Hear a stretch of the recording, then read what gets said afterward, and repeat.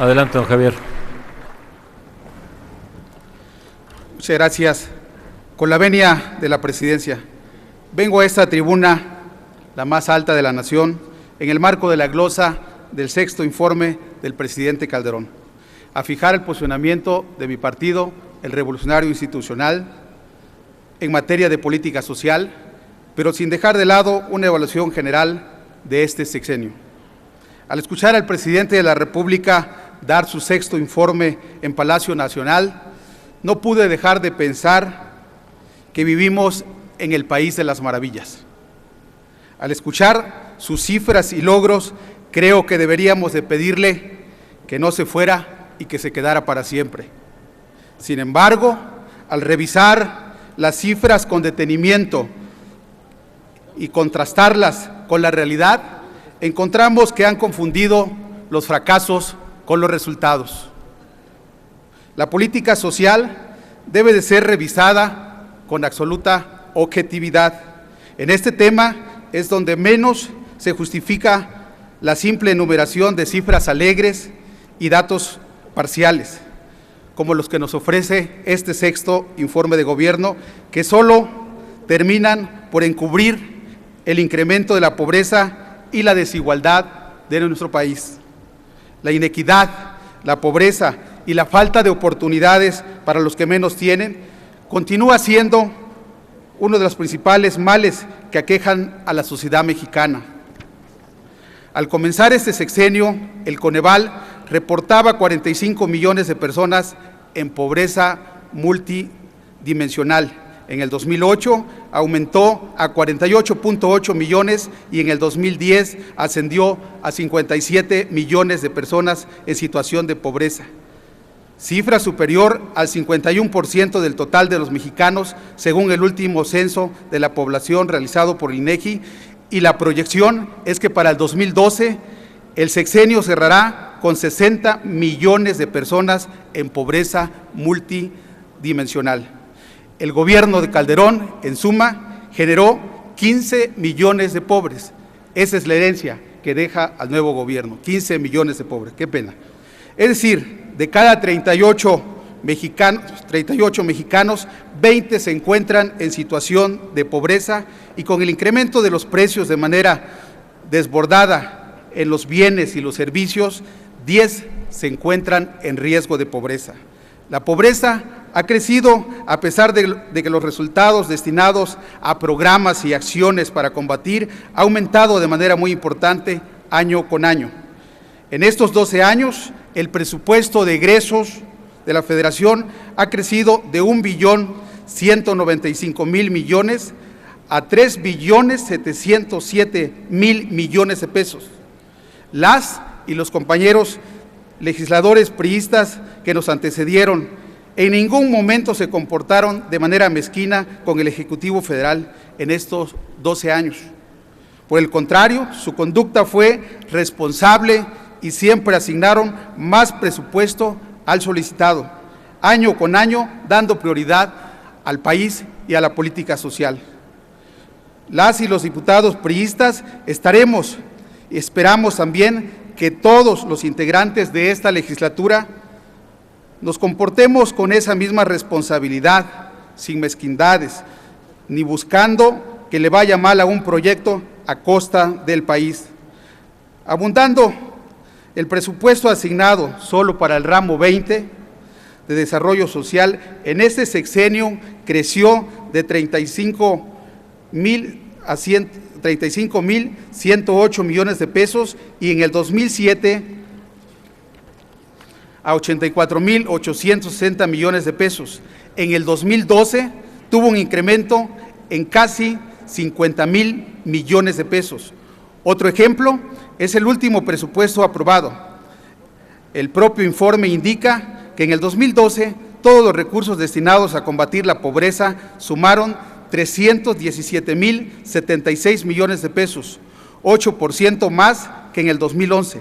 Esto es un 2.1% del PIB y el 11% del gasto programable del gobierno federal.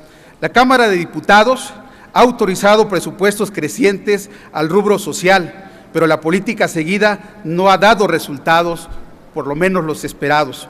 Paradójicamente, aumenta el presupuesto para combatir la pobreza, pero lo que más aumenta es el número de pobres en este país.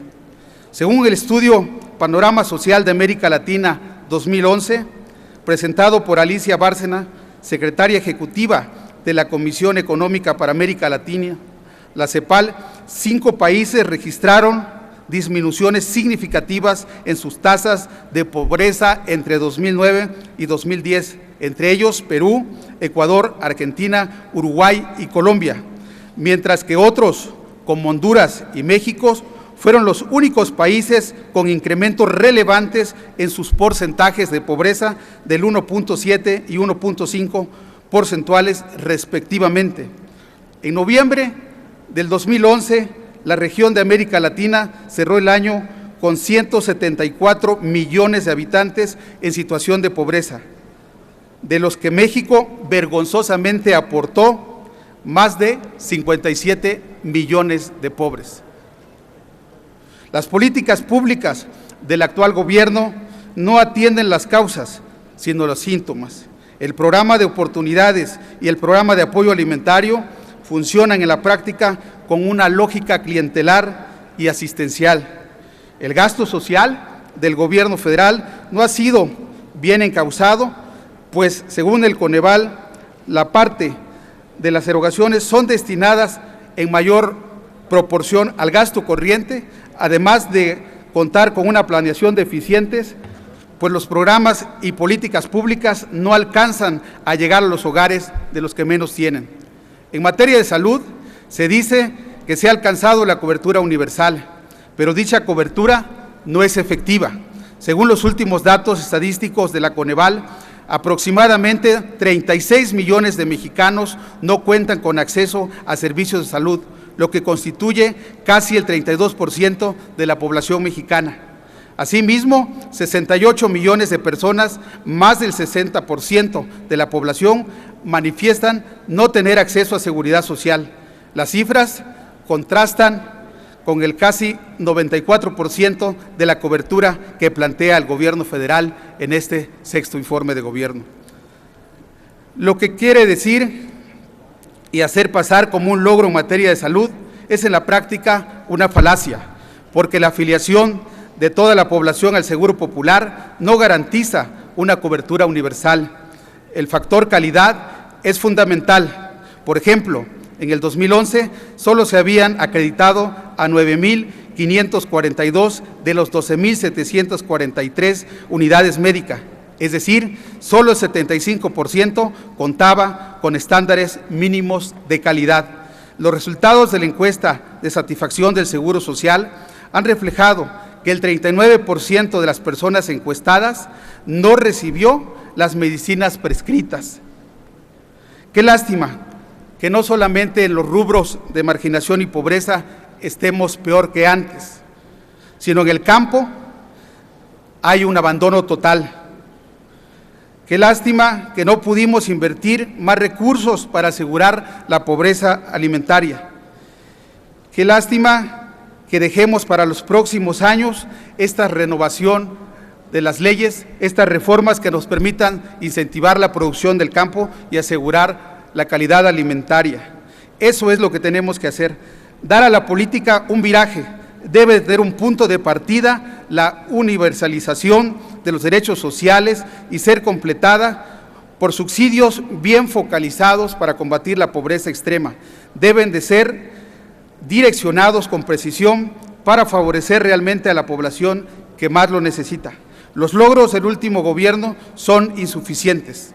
Un poco más de 267,000 madres beneficiadas con un número importante en términos absolutos, pero mínimo frente a las necesidades de las mujeres mexicanas, entre ellas las violaciones constantes a los derechos humanos y a los derechos de la mujer en el país.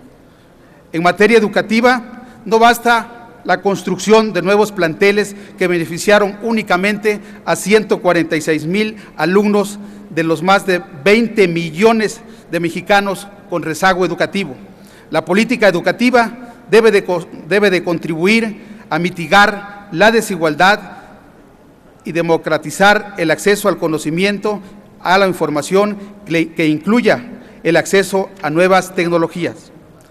En lo concerniente a la educación, la cobertura preescolar, sí es cierto, solo alcanza el 80% de la población, y si bien la primaria ha alcanzado una cobertura muy cercana al 100%, estos números descienden en la educación secundaria a menos del 96%, en preparatoria al 66% y una estrepitosa caída al 28% en el caso de la educación superior. En esas condiciones, la juventud corre el riesgo de ser presa fácil de actividades ilícitas y de adicciones. Es una pena que en nuestro país solo de cada 10 mexicanos, ¿verdad?, tiene la oportunidad de terminar la universidad. El 60% de las personas que se emplearon ese sexenio lo hicieron desde la vía de la informalidad.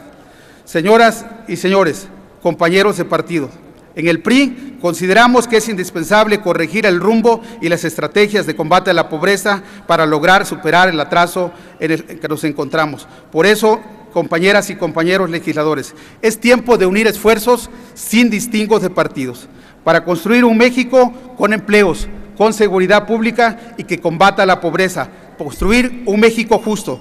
Es tiempo de combatir la marginación y la pobreza. En el gobierno de Enrique Peña Nieto, vamos por tiempos mejores para México. Es cuanto, señor presidente.